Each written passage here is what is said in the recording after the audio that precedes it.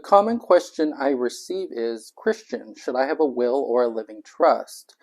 I believe most people want to make things as easy as possible for their families when they pass away, and having a will or a trust, or perhaps neither, will significantly affect your family's experience as they work through changing ownership of your assets when you're gone. Typically, the debate about having a will versus a living trust comes down to wanting to avoid a probate, which is a lengthy and expensive court-supervised process. A court-supervised probate is essentially a judge watching over the process of your assets being gathered, inventoried, valued, and ultimately distributed to heirs. And having a will does not necessarily avoid a probate, it merely tells the court who should inherit your property. I think people mistakenly believe that having a will allows your assets to be easily distributed, and easy is certainly not the best characterization for that process. Another misconception that I commonly hear is that a simple will and a transfer on death deed to your residence are sufficient.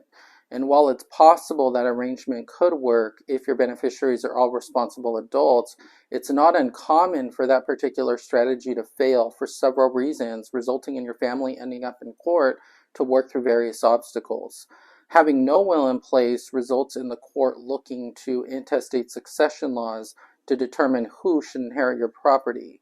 So is probate a really big deal? Well, probate is a public proceeding. There's virtually no privacy for your family. And in a very modest estate, it can take close to 18 months from start to finish, so it's pretty lengthy. The fees for a probate are based on a percentage of the estate without taking those into consideration. And I'd say they're typically 4 to 5 times more than putting a full estate plan in place. So what triggers a probate, you might ask? Well, a couple things. Owning real property in excess of $61,500 or having an aggregate total estate in excess of $184,500 will each require a court-supervised probate. But a living trust, however, is different, and it works to maintain your family's privacy and avoids the court's involvement in your affairs. Living trusts allow more control during your incapacity and after your death by instructing your trustee when and how to distribute your assets to heirs. And living trust can also protect an inheritance for your heirs from creditors, divorces. They could even help heirs avoid being disqualified from receiving government benefits. In summary, remember, a will simply tells a court who to give your assets to.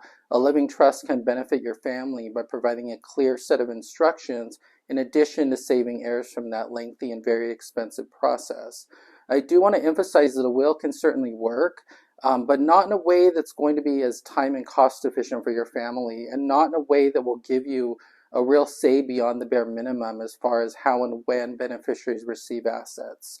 In our next video blog, we'd like to get more into detail on trust terminology and how the components of a simple living trust can benefit you. For more information, please like, follow, or subscribe. And to discuss your particular circumstances in further detail, feel free to reach out today.